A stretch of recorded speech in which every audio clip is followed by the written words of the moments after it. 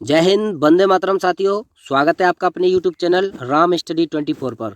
साथियों, आज हम आपके लिए लेकर आए हैं जीके जीएस का प्रैक्टिस सेट नंबर 4। इसको हम आपके साथ विद इमेज के साथ आपको इस प्रैक्टिस सेट को डिस्कस करेंगे। और साथियों, इसमें जितने भी क्वेश्चन होंगे हर क्वेश्चनों को देखिए विद इमेज के साथ डिस्कस करेंगे। अगर आपने ये प्रैक्टिस सेट कर लिया ना तो समझो आपका सिलेक्शन पक्का, क्योंकि इसमें हमने हर एक टॉपिक को बारीकी से कवर किया है। जिस टॉपिक से अगर क्वेश्चन आ गया तो उस टॉपिक को पूरा ख़त्म करके ही हमने उस क्वेश्चन को आगे बढ़े हैं। तो चलिए शुरू करते हैं साथी अपने इस टॉपिक को। हम इसमें आपको 50 क्वेश्चन कराएंगे साथियों, अगर आप किसी भी एग्जाम की तैयारी कर रहे हैं, RPF, SSC GD, UP police, TET, CGL, CHSL या ग्रुप डी या किसी भी स्टेट लेवल की तैयारी कर रहे हैं साथियों, तो ये प्रैक्टिस सेट आपके लिए बहुत ही उपयोगी साबित होगा। साथियों, आपने अगर कोई एग्ज़ाम दिया है और आप एग्ज़ाम में बैठे हैं तो आपको ये जो क्वेश्चन है, ये जो पूरा प्रैक्टिस सेट है, बिल्कुल वैसा ही फील कराएगा जैसे कि आप परीक्षा में बैठे हैं। सेम उसी पैटर्न पर आधारित पूरा का पूरा प्रैक्टिस सेट हमने बनाया है। तो साथियों, अगर आप हमारे चैनल पर नए हैं तो प्लीज़ हमारे चैनल को ज़रूर सब्सक्राइब करें साथियों। देखिए, अभी चैनल नया ही है, अभी चैनल को शुरुआत ही किया है, तो प्लीज़ साथियों हमारे चैनल को ज़रूर सब्सक्राइब करें साथियों। आपकी बहुत सपोर्ट की ज़रूरत है हमें, तो प्लीज़ साथियों ज़रूर सब्सक्राइब करें।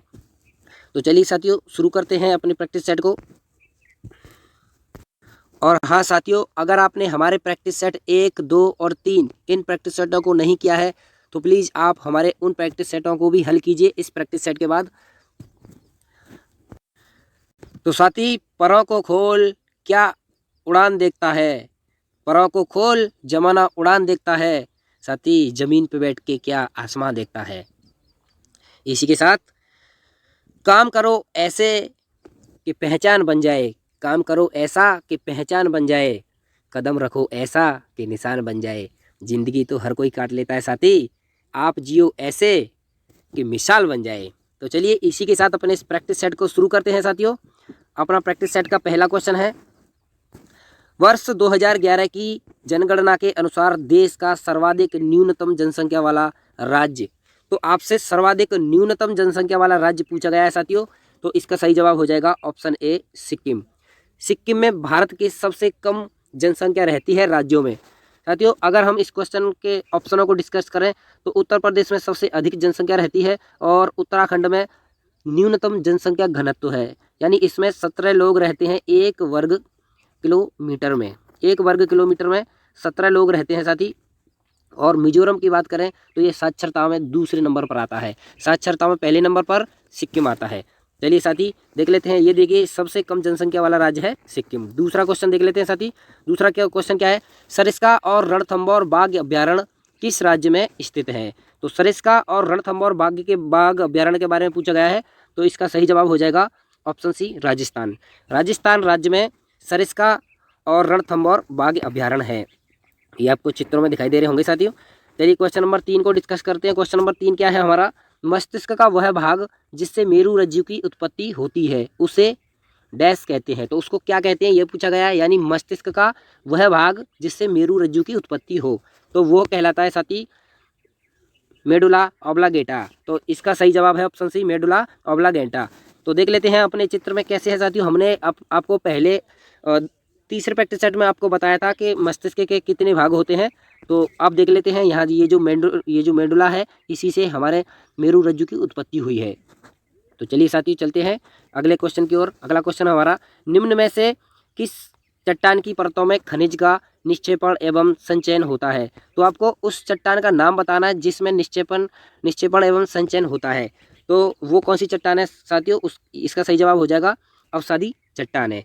तो अवसादी चट्टानों का निर्माण कैसे होता है अवसादी चट्टानों का, तो धीरे धीरे किसी का निक्षेपण या संचयन होने की प्रक्रिया से धीरे धीरे जो अवसाद इकट्ठे होते हैं तो उनको ही हम अवसादी चट्टानें कहते हैं। देख लेते हैं चट्टान कितने प्रकार के होते हैं। तो ये चट्टान 3 प्रकार के होते हैं साथी हमारे, आग्नेय चट्टानें, अवसादी चट्टानें और रूपांतरित चट्टानें। तो ये जो नीचे दिया गया है चित्र, ये हमारा अवसादी चट्टान का चित्र है।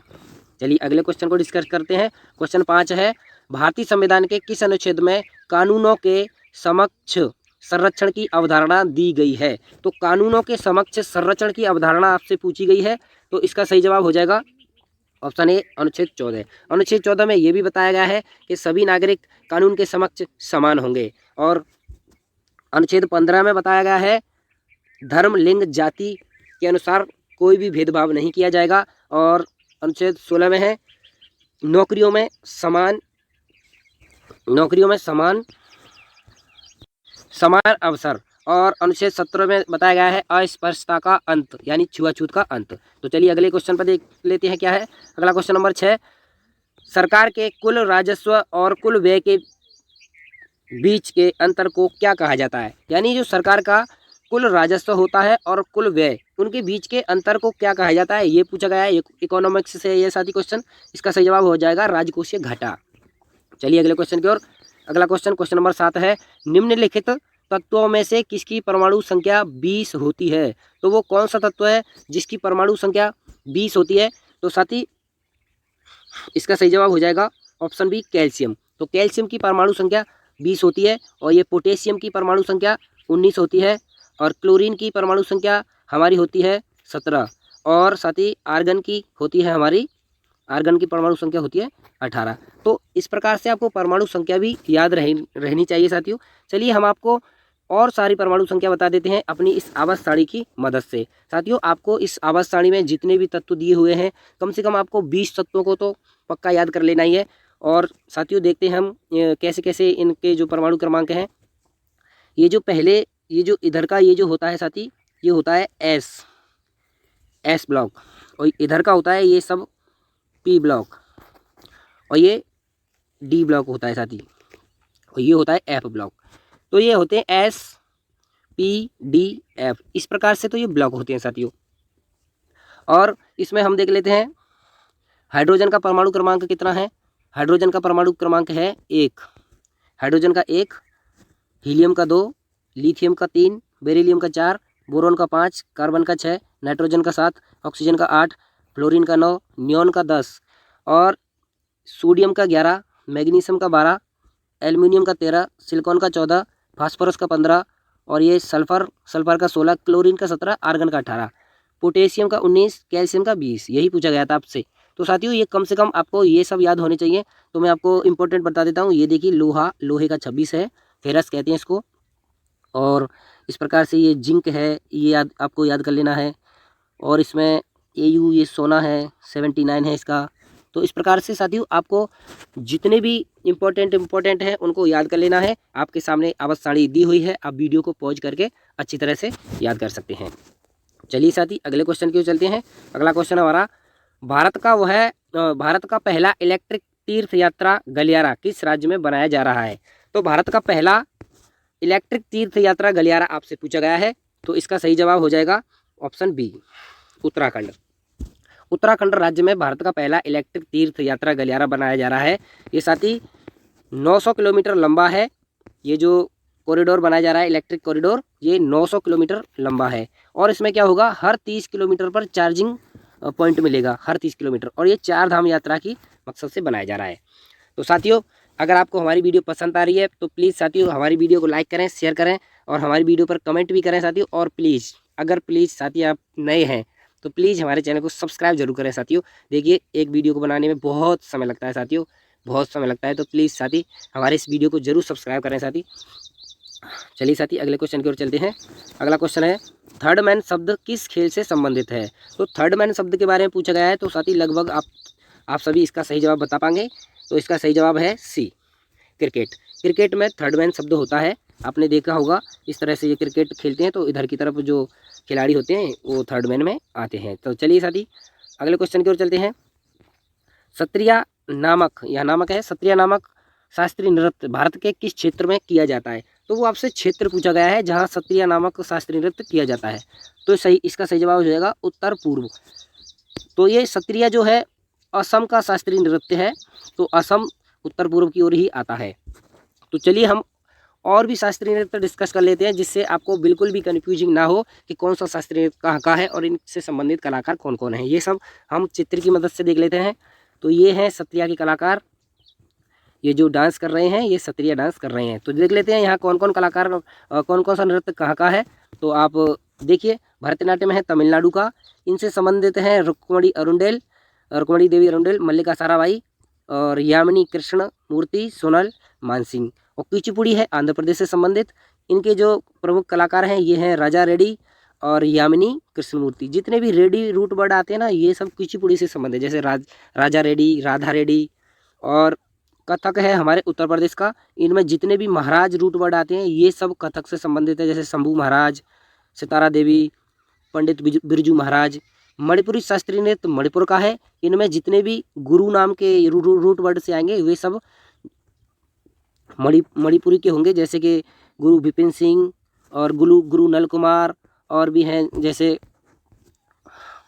राजकुमार सिंह, चारू, सिझा माथुर। और इसमें मणिपुरी में झाबीरी बहनें भी आती हैं, नैना, रंजना, सुवर्णा। इस प्रकार से उनके नाम हैं, दर्शना, नैना और रंजना, सुवर्णा, इस प्रकार से उनके नाम हैं। और चारू माथुर मणिपुर से संबंधित हैं। आगे देख लेते हैं। कथकली है केरल से संबंधित। इसमें आते हैं कलामंडलम और कल्याणी अम्मा, इनका नाम है। और कलामंडलम गोपी और मधुबूर, वासुदेवन, इस प्रकार से। और उड़ीसी है हमारा उड़ीसा से संबंधित। जितने भी महापात्र रूट वर्ड आते हैं वे सब उड़ीसा में आते हैं। केलुचरण महापात्रा, इस प्रकार से। सोनल मानसिंह, अभी सोनल मानसिंह भरतनाट्यम में भी देखा था हमने और इससे भी संबंधित है। मोहिनीअट्टम है अपने केरल से संबंधित। तो इसमें हमारे कलामंडलम, सुगंधी और ये है और ये देखिए सत्रिया नृत्य, ये असम से संबंधित है। सत्रिया में हमारे इंदिरा, पीवी बोरा, मनीराम दत्ता, मोख्तर, इस प्रकार से ये सब हमने डिस्कस कर लिए हैं साथियों। जितने भी शास्त्रीय नृत्य हैं हमने डिस्कस कर लिए हैं। भरतनाट्यम तमिलनाडु से, कुचिपुड़ी आंध्र प्रदेश से, कथक उत्तर प्रदेश से, और मणिपुर से, कथकली केरल से, उड़ीसी उड़ीसा से, मोहिनीअट्टम केरल से, सत्रिया और ये असम से हैं। और इसमें हम ये भी बता देते हैं कि इसमें जो सबसे नया है शास्त्रीय नृत्य ये है सत्रिया, और सबसे पुराना है वो है भरतनाट्यम। ये सबसे पुराना है भरतनाट्यम। ये 8 होते हैं शास्त्रीय नृत्य। तो चलिए अगले क्वेश्चन की ओर चलते हैं। हमने अपने शास्त्रीय नृत्य से संबंधित जितने भी टॉपिक थे क्लियर कर लिए हैं। चलिए क्वेश्चन 11 है, निम्न में से कौन सा एक सुल्तान अशोक स्तंभ को दिल्ली लाया था? तो वो कौन सा सुल्तान है जो अशोक स्तंभ को दिल्ली लाया था? तो इसका सही जवाब हो जाएगा फिरोज शाह तुगलक। फिरोज शाह तुगलक अशोक स्तंभ को टोपरा से दिल्ली लाया था। ये जो टोपरा स्तंभ था इसको दिल्ली लाया था। ये जो स्तंभ दिखाई दे रहा है ये जो है इस मीनार पे, तो ये है टोपरा स्तंभ। ये जो यहाँ पर आपको दिखाई दिया है ये जो टोपरा स्तंभ ही है, इस पर जो लिखा होता है ये उन्हीं के समय की भाषा है। चलिए अगले क्वेश्चन की ओर चलते हैं। अगला क्वेश्चन है, निम्न में से कौन सा तृतीय क्षेत्र के अंतर्गत आता है? तो आपको ये बताना है निम्न में से कौन सा तृतीय क्षेत्र के अंतर्गत आएगा। तो इसमें जो ऑप्शन ए है, धान गेहूँ का उत्पादन करने वाले किसान, ये कौन से क्षेत्र में आते हैं? ये तो प्राथमिक क्षेत्र में आते हैं। और कच्चे रेशम का उपयोग कर कपड़े का निर्माण करने वाले, तो कच्चे रेशम कच्चे माल से संबंधित किस में आते हैं? सेकेंडरी क्षेत्र में आते हैं। तो इसका सही जवाब फिर क्या हो जाएगा साथी? इसका सही जवाब हो जाएगा ऑप्शन सी, एक संगठन जो उत्पादकों को संबंधित दुकान में स्थानांतरित करने से संबंधित है। यानी एक ऐसा संगठन जो उत्पादों को संबंधित दुकान में स्थानांतरित करने से संबंधित होगा, वही हमारा तृतीय क्षेत्र में आएगा। तो हम देख लेते हैं हमारे कितने क्षेत्र होते हैं और उन क्षेत्रों से क्या क्या संबंधित होते हैं। तो हम अपने इस चित्र की मदद से देखते हैं। तो हमारे देखते हैं अब हमारे सेक्टर, हमने इसमें 3 सेक्टर डिस्कस किए हैं। ये है प्राथमिक क्षेत्र, ये है द्वितीय क्षेत्र, ये है तृतीय क्षेत्र। प्राथमिक क्षेत्र को प्राइमरी सेक्टर बोलते हैं, द्वितीय को सेकेंडरी सेक्टर और इसको टर्सरी सेक्टर, और टर्सरी सेक्टर को सेवा क्षेत्र भी बोलते हैं। तो देख लेते हैं प्राथमिक क्षेत्र में क्या क्या आते हैं। इसमें एग्रीकल्चर यानी कृषि है, डेयरी है, मत्स्य है यानी फिशिंग, और फॉरेस्ट्री है यानी वानिकी, ये सब प्राथमिक क्षेत्र से आते हैं। यानी कृषि से संबंधित जुड़े भी हर कार्य प्राथमिक क्षेत्र से। और द्वितीय क्षेत्र में क्या क्या आते हैं, जैसे कोई भी कच्चे माल से मैन्युफैक्चरिंग है, जैसे इनको बनाया जा रहा है तो ये कच्चे माल से ही बनाया जा रहा है ना, और कपड़े बनाए जा रहे हैं कच्चे माल से ही, और ये कुर्सी जैसे कि फर्नीचर है ये कच्चे माल से बनाया जा रहा है, लकड़ियों से, ये वानिकी से आ रहा है ना। यानी जो प्राथमिक क्षेत्र से आकर जिनका निर्माण किया जाता है वो द्वितीय क्षेत्र में आते हैं। और देखते हैं तृतीय क्षेत्र में क्या आते हैं। इसको सेवा क्षेत्र बोलते हैं हम, जैसे कि हमारे डॉक्टर्स हैं और बैंकिंग है से, और ये रेलवे है, ये सब क्या है किस में आते हैं? ये तृतीय क्षेत्र में आते हैं। यानी इसको सेवा क्षेत्र बोलते हैं। जितनी भी नौकरियां हैं इसी सेक्टर में आती हैं। तो साथी उम्मीद है आपका ये भी टॉपिक क्लियर हो चुका होगा। तो चलते हैं साथी आगे। तो प्लीज़ साथी आप हमारे चैनल को सब्सक्राइब जरूर करें। साथियों आपको देखकर आपको लग रहा होगा कि हमारे इसमें कितनी मेहनत लगी है साथियों। तो प्लीज़ साथी अगर आपको हमारी मेहनत पसंद आ रही है तो प्लीज़ साथी हमारे चैनल को सब्सक्राइब जरूर करें साथी। चलिए अगले क्वेश्चन की ओर चलते हैं। अगला क्वेश्चन है, प्रयाग प्रशस्ति लेख जो इलाहाबाद में स्थित है यह किसके द्वारा लिखा गया था? तो ये प्रयाग प्रशस्ति लेख है, ये हरिशेन के द्वारा लिखा गया था। प्रयाग प्रशस्ति लेख क्या है? ये समुद्रगुप्तों के विजयों का इसमें वर्णन है, यानी विजय जितनी समुद्रगुप्त के विद्रोह में जिन्होंने भी युद्ध लड़े थे, जिन राजाओं ने समुद्रगुप्त के साथ युद्ध लड़े थे और वे हार गए थे वे राजा, उन सभी का वर्णन प्रयाग प्रशस्ति लेख पर वर्णित है। ये जो है प्रयाग प्रशस्ति लेख है, आप चित्र में देख पा रहे हैं। चलिए अगले क्वेश्चन की ओर चलते हैं। और ये प्रयाग प्रशस्ति लेख हरिसेन ने संस्कृत भाषा में लिखा था।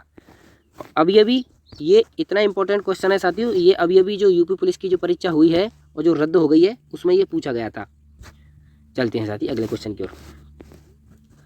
क्वेश्चन 14 है, भारतीय संविधान का कौन सा अनुच्छेद अल्पसंख्यकों के अधिकार से संबंधित है? तो भारतीय संविधान का वह कौन सा अनुच्छेद है जो अल्पसंख्यकों के अधिकार से संबंधित है? इसका सही जवाब ऑप्शन सी, अनुच्छेद 30। अनुच्छेद 30 अल्पसंख्यकों के अधिकार से संबंधित है।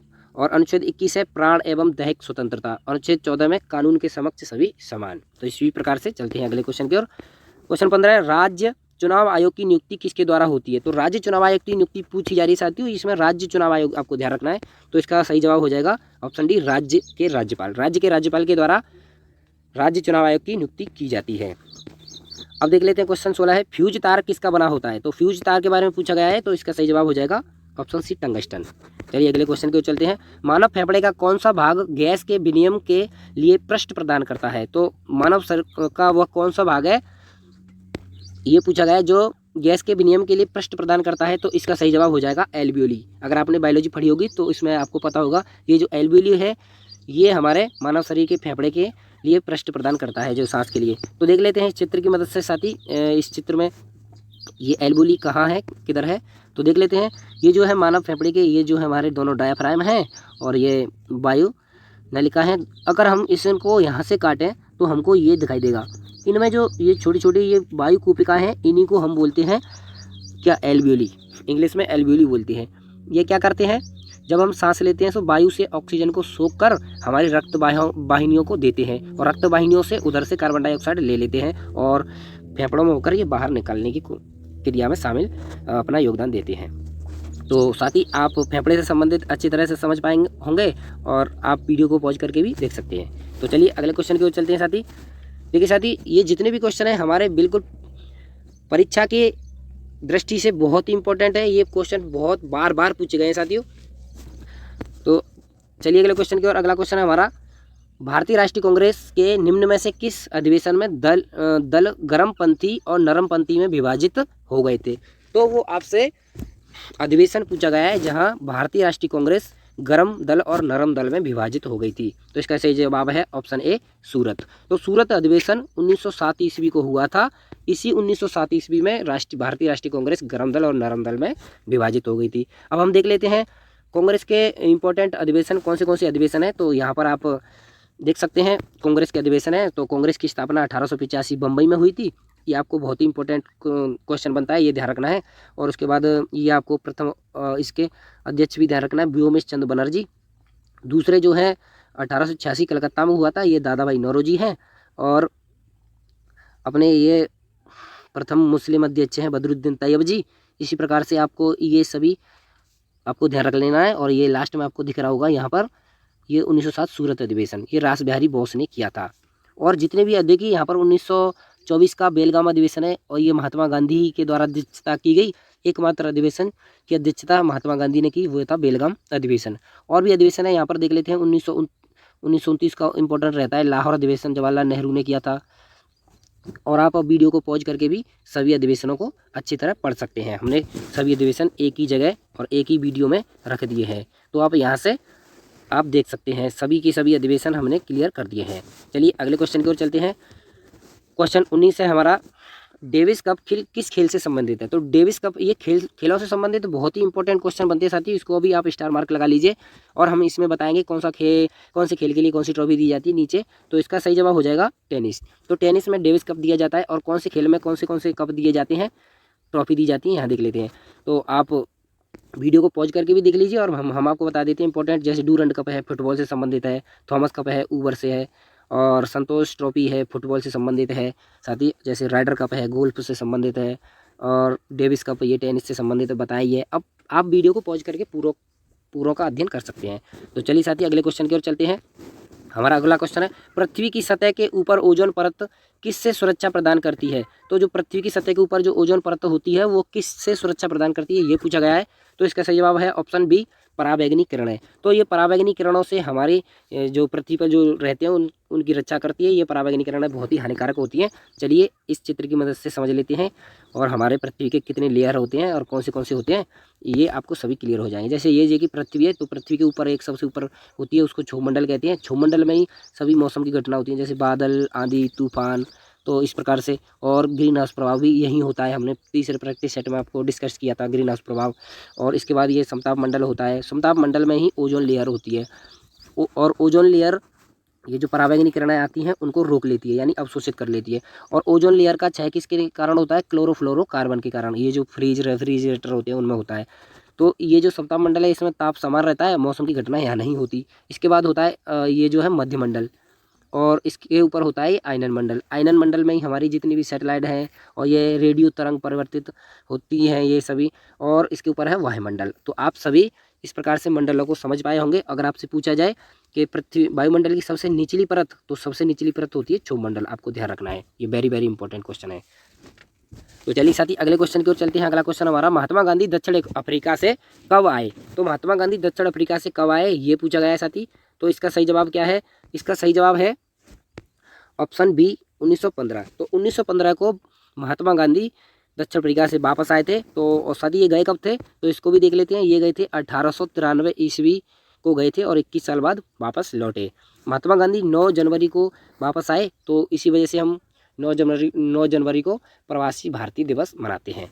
तो चलिए ये भी आपको अच्छी तरह क्लियर हुआ होगा। चलिए अगले क्वेश्चन की ओर। दिल्ली को भारत की राजधानी कब बनाया था? तो दिल्ली को भारत की राजधानी कब बनाया था ये पूछा गया है। तो इसका सही जवाब है 1911। तो 1911 में दिल्ली को भारत की राजधानी बनाया था। अब हम, ये भी इंपॉर्टेंट क्वेश्चन है साथियों, जितने भी पर्व और ये सब होते हैं बहुत ही इंपॉर्टेंट है। तो ये पूछा गया, उगादी पर्व किस राज्य में मनाया जाता है? तो उगादी पर्व के बारे में पूछा गया है। तो इसका सही जवाब हो जाएगा ऑप्शन बी, आंध्र प्रदेश। तो आंध्र प्रदेश में उगादी पर्व मनाया जाता है। साथ ही अगले क्वेश्चन पर चलते हैं।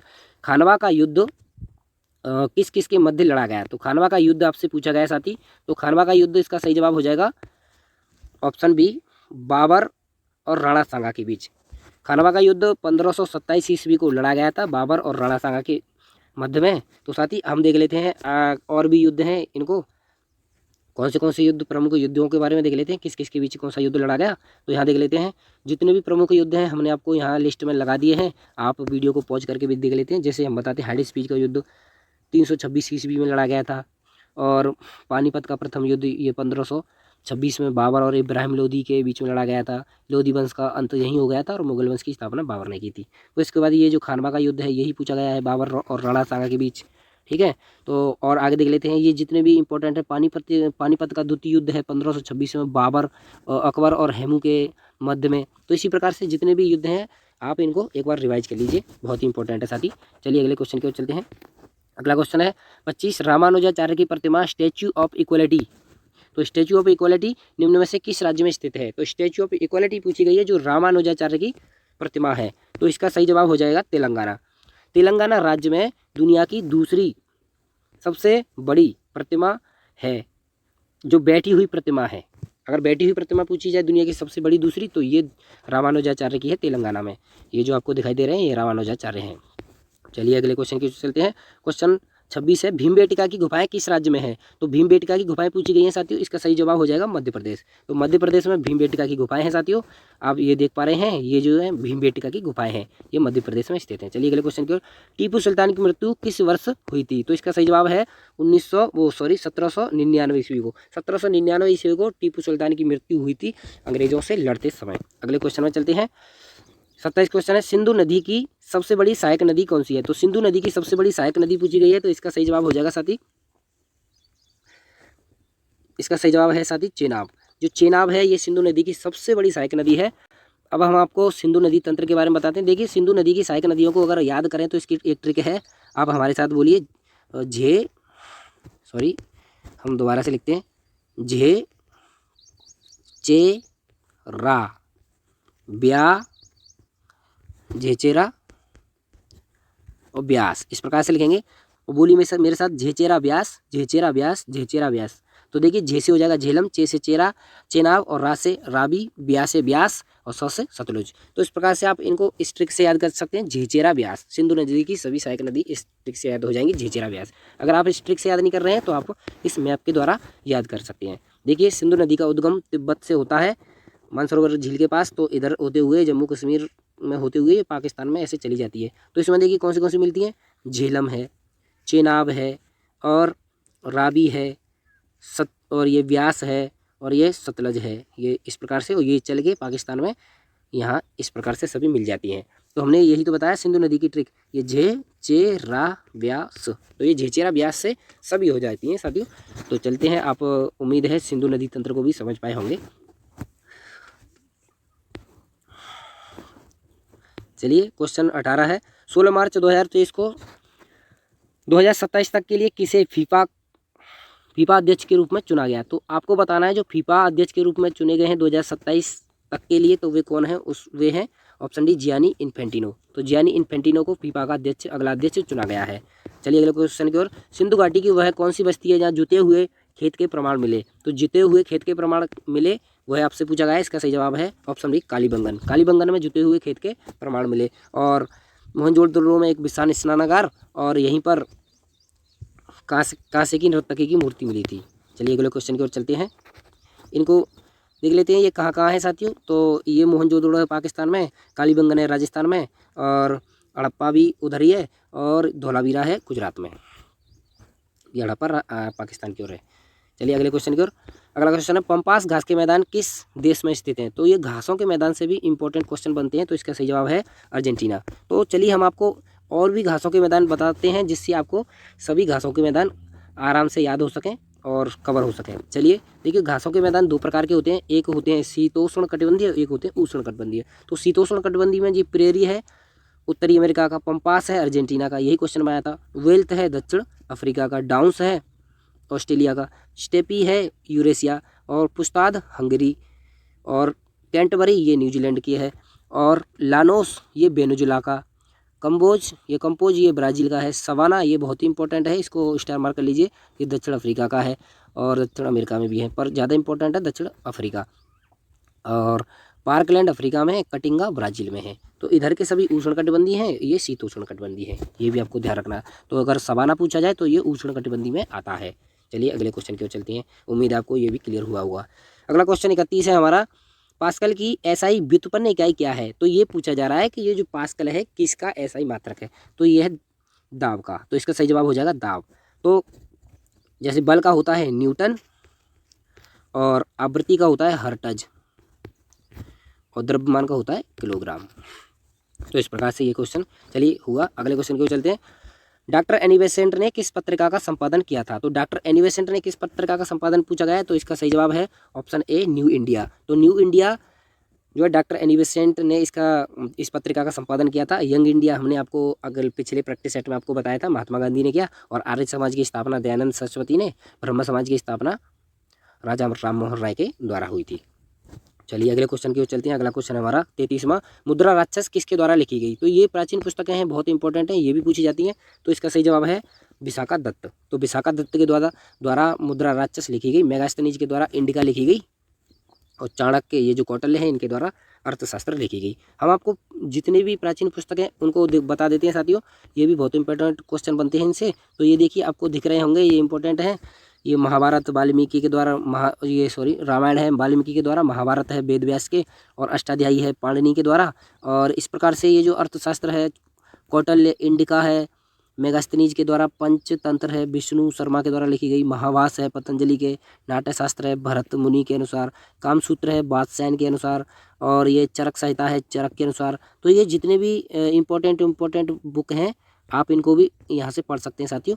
देखिए ये पूरा आप इसको पॉज करके आप देख लीजिए, और इसमें जो भी हैं जैसे हर्षचरित्र ये बाणभट्ट के द्वारा, गीत गोविंद है जयदेव के द्वारा, इनमें जैसे पृथ्वीराज रासो है चंद्रवरदाई के द्वारा, आप इनको अच्छी तरह से याद कर लीजिए। ये राजतरंगिणी है कलहड़ के द्वारा, राजतरंगिणी में कश्मीर का इतिहास बताया गया है। तो आप इनको और वीडियो को पॉज करके देख सकते हैं। तो साथियों जितने भी प्राचीन बुक हैं हमने यहाँ रख दी हैं, तो आप इनको भी पढ़ सकते हैं। चलिए अगले क्वेश्चन की ओर। क्वेश्चन 34 से है, किस गवर्नर जनरल द्वारा भू राजस्व का स्थायी बंदोबस्त पेश किया था? तो स्थायी बंदोबस्त पेश किया ये पूछा गया है साथी आपसे, तो इसका सही जवाब है लॉर्ड कॉर्नवालिस। तो लॉर्ड कॉर्नवालिस के द्वारा स्थायी बंदोबस्त पेश किया गया था। लॉर्ड डलहौजी के बारे में हमने आपको बताया ही था, इनके शासनकाल में रेल चली और डाक सेवा, और लॉर्ड विलियम बेंटिंग इनके शासनकाल में सती प्रथा का अंत हुआ था। तो चलिए अगले क्वेश्चन की ओर। अगला क्वेश्चन है, 2011 की जनगणना के अनुसार सर्वाधिक लिंगानुपात किस राज्य का है? तो सर्वाधिक लिंगानुपात पूछा गया है साथी, तो इसका सही जवाब है केरल। केरल राज्य का सर्वाधिक लिंगानुपात है साथी, 1000 से ऊपर है। यानी ये लिंगानुपात होता क्या है, तो 1000 पुरुषों पर जितनी महिला होती हैं उसी को लिंगानुपात कहते हैं। सबसे कम लिंगानुपात हरियाणा का है 829। चलिए अगले क्वेश्चन की ओर चलते हैं। अगला क्वेश्चन है हमारा, वह पर्वत श्रृंखला जो यूरोप एवं एशिया को पृथक करती है? तो वह पर्वत श्रृंखला कौन सी है जो यूरोप एवं एशिया को पृथक करती है? तो इसका सही जवाब हो जाएगा साथी यूराल। तो ये यूराल पर्वत है, ये एशिया और यूरोप को अलग करता है। हिमालय पर्वत के बारे में आप जानते होंगे साथी, और अरावली है, ये दुनिया की सबसे पुरानी पर्वत श्रृंखला है। तो चलिए अगले क्वेश्चन की ओर। निम्न में से कौन सी झील केरल में स्थित है? तो निम्न में से कौन सी झील है जो केरल में स्थित है ये पूछा गया है, तो इसका सही जवाब है ऑप्शन सी वेम्बनाड झील। जो वेम्बनाड झील है ये केरल में स्थित है, और ये जो है कोलेरू आंध्र प्रदेश में, लोकटक ये लोकटक मणिपुर में है, और चिल्का झील उड़ीसा में स्थित है। तो साथ ही हम आपको झीलों से संबंधित जितने भी फैक्ट हैं हम आपके लिए यहाँ लेकर आए हैं, आप इसमें पढ़ सकते हैं। देखिए बहुत सारी झील हैं, हमने सभी झील यहाँ रख दी हैं, और बहुउद्देशीय परियोजना भी हैं इसी में। देखिए तो कौन सी झील कहाँ है, तेलंगाना में देखिए हुसैन सागर झील, राजस्थान में फतेह सागर, समंदर सांभर झील, डिंडवाना झील, जय समंदर और उदय सागर, ये सभी राजस्थान की झील हैं साथी।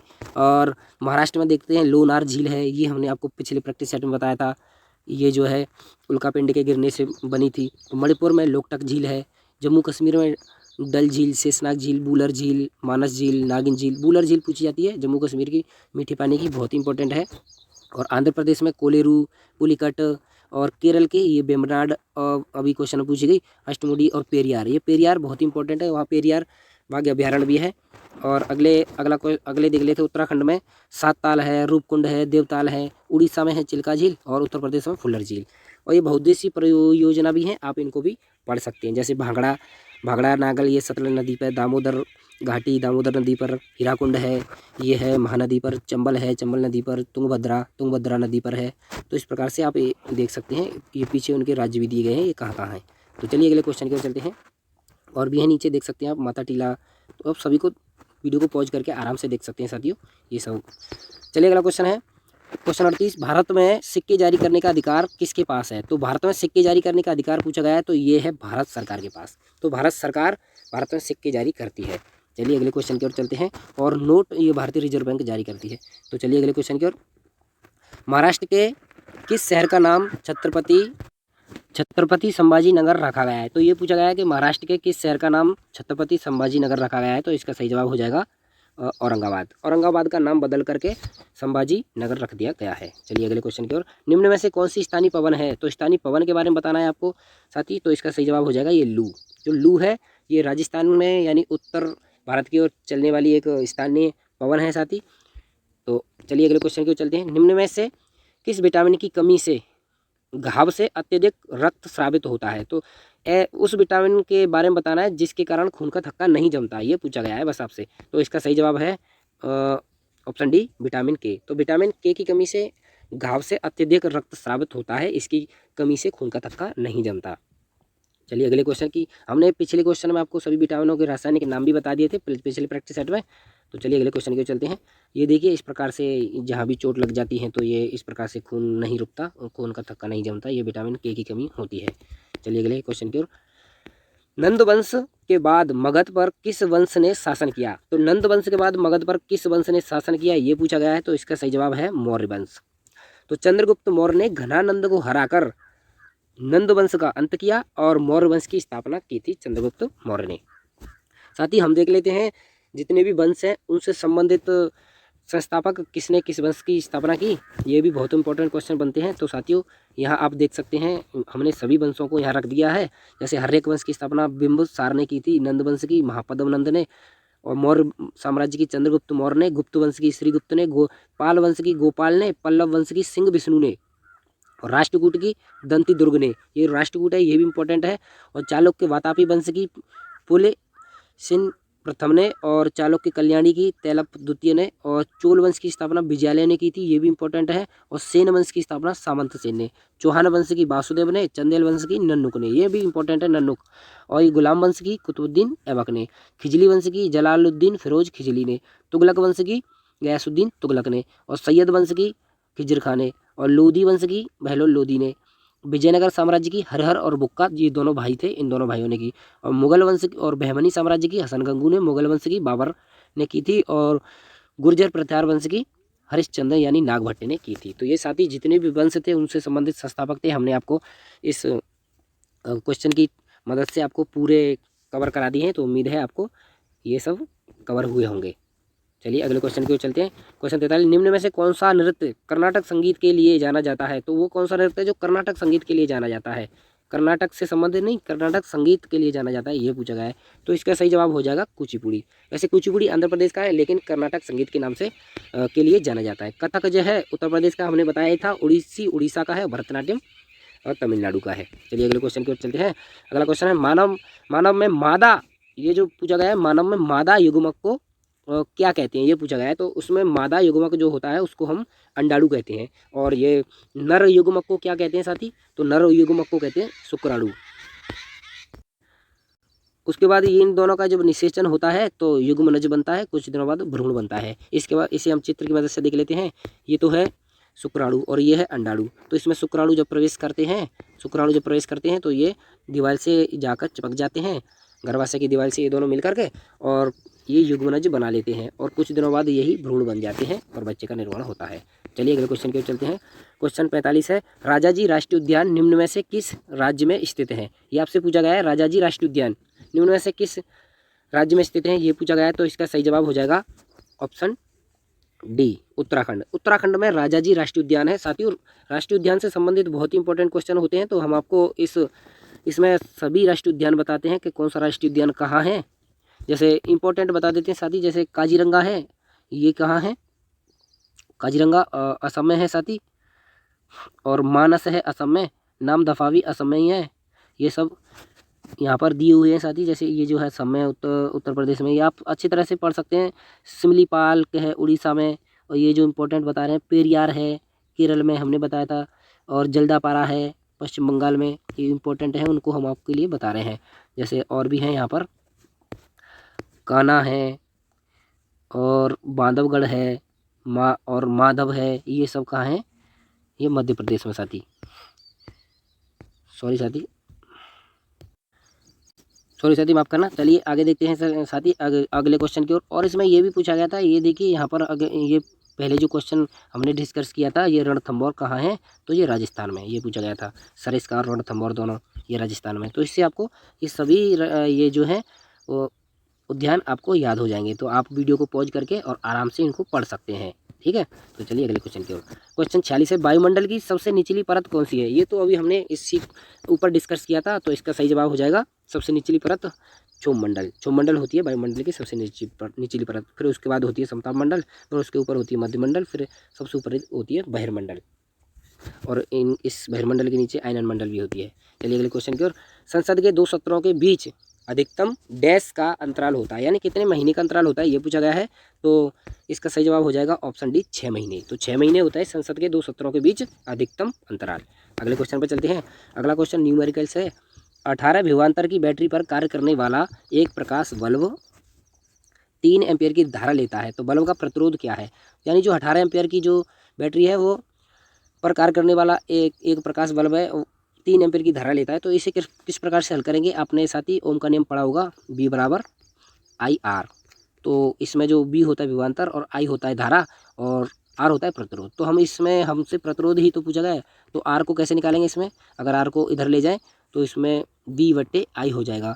तो यहाँ पर R के वैल्यू क्या हो जाएगी, V की वैल्यू यहाँ दी है 18, तो 18 रखेंगे, और ये आई की वैल्यू कितनी दी है 3 एम्पियर, तो 3 रखेंगे, तो इसको इससे काट देंगे तो ये हो जाएगा 6, तो ये 6 ओम हो जाएगा। इसका सही जवाब हो जाएगा ऑप्शन ए 6 ओम। तो साथी अच्छी तरह से समझ पाए होंगे। चलिए ओम के नियम को हम बता देते हैं। देखिए ये है ओम का नियम। ओम का नियम है यदि किसी चालक की भौतिक अवस्था यानी लंबाई, ताप आदि में परिवर्तन ना हो तो उसमें प्रवाहित होने वाली विद्युत धारा उसके सिरों पर लगाए गए विभवांतर के अनुक्रमानुपाती होती है। तो ये साथी ओम का नियम है। अगले क्वेश्चन पर चलते हैं। क्वेश्चन 39 है, कोई विधेयक धन विधेयक है या नहीं, इसका फैसला कौन करता है? तो बताइए इसका फैसला कौन करता है? तो इसका फैसला करता है साथी लोकसभा अध्यक्ष। तो ये लोकसभा अध्यक्ष है साथी, यहाँ पर अध्यक्ष भी रह गया है, अध्यक्ष आप लिख सकते हैं। तो यहाँ अध्यक्ष, ये लोकसभा अध्यक्ष होते हैं। चलिए अगले क्वेश्चन की ओर चलते हैं। क्वेश्चन 50 है हमारा, कांग्रेस की स्थापना कब हुई? तो कांग्रेस की स्थापना हमने साथी इस क्वेश्चन में डिस्कस की थी जब हमने कांग्रेस के सभी अधिवेशनों को देखा था। तो अगर आपको याद है तो प्लीज़ आप इसका आंसर कमेंट बॉक्स में लिखें और आप बताएं कि किस वर्ष कांग्रेस की स्थापना हुई थी, और आप अपने क्वेश्चनों को भी लिखें कि आपके कितने क्वेश्चन सही हुए थे। तो साथी यहीं पे हमारा ये प्रैक्टिस सेट खत्म होता है। तो साथी प्लीज़ अगर आपको हमारी ये वीडियो पसंद आई हो तो प्लीज़ हमारी इस वीडियो को लाइक करें, शेयर करें। देखिए किस प्रकार से हमने इन कंटेंट को बनाया है, हर प्रकार से हर क्वेश्चन को बारीकी से डिस्कस किया है और उसके जो भी टॉपिक थे उसको भी हमने आपको अच्छी तरह से डिस्कस किया है। तो साथी अगर आपको हमारी मेहनत पसंद आ रही है तो प्लीज़ हमारे इस चैनल को सब्सक्राइब जरूर करें साथी।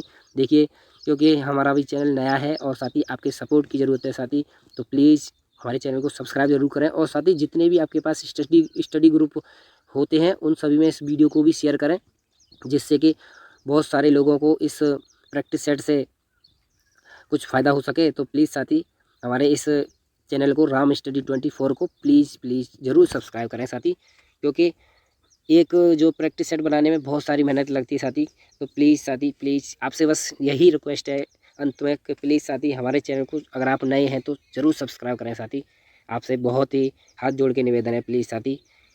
चलिए हम आपके लिए ऐसी प्रैक्टिस सेट लाते रहेंगे साथी। तो चलिए धन्यवाद, नमस्कार, जय हिंद, वंदे मातरम।